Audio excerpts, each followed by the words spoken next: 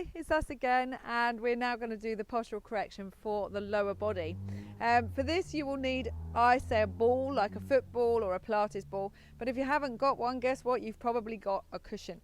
So Jessica will be using a folded over cushion to create some pressure and distance between the legs. This is a narrow squat, and she'll be squeezing the ball to initiate the work in her adductor muscles. Thank you very much, Jessica.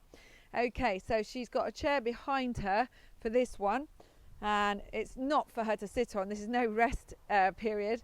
So she's going to have her feet hip width apart, lower the bottom somewhere near 90 degrees, keeping the knees back from the toes, and then back up into position, keeping her shoulders back and down.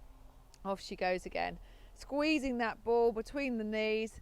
That's lovely. So getting some really good focus on the muscles that we have probably weakened with our poor posture. So if you can stop now, you're one of those people with your feet turned out or whatever, this is a really good exercise. Get it in and squeeze, and off you go.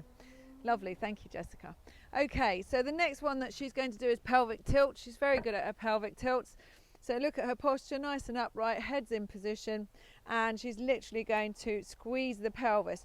So I want you to think about your own pelvis. All of this is done through the core muscles: transversus abdominis, pelvic floor, diaphragm, multifidus, which I didn't put in there. So what she's got to do is make sure that there's no tone in her bottom, okay, and it's all coming from the front. So I think that's pretty good.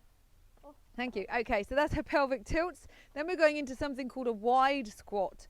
So the wide squat now, she takes really large, so it's at least double your shoulder width distance. You could go a little wider if you want to, and it's in the plie stance, so her feet are turned out. Okay, Jessica, so pull up and pull in nice and tight, lengthen through the body, use your arms for balance, and she goes down. We're looking again about 90 degrees. If you can only come down a little way, it doesn't matter. That's absolutely fine. You will get better and better the more you use these. Okay, and then if you could turn sideways for them to see that you are doing a very good job. Wonderful. Okay, so she pushes the bottom backwards. She's squeezing with the abdominals. She keeps a nice neutral spine, and her shoulders are back and down the whole time. So she's got good posture. She can keep the head in line. Go again. Head in line. So she doesn't work with her head extended. That's lovely. Yeah, just a little bit more. Yes, that's beautiful. So we're trying to think, if I had a stick out here, not to hit her with, but to keep a nice line. So that should be neutral. And then for your last exercise here, it is the lunge. She's very good at lunges. So we always start with our feet on train tracks so that they're still hip width or shoulder width apart. She comes back. So this is a 4-point movement. We've covered it before. 1 forward, 2 down, 3 up, and 4 back.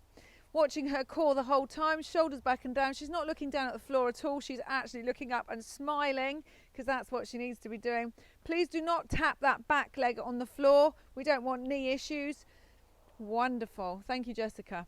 Okay, so that's your 4 exercises, and you will now see those in a focus group. Thank you.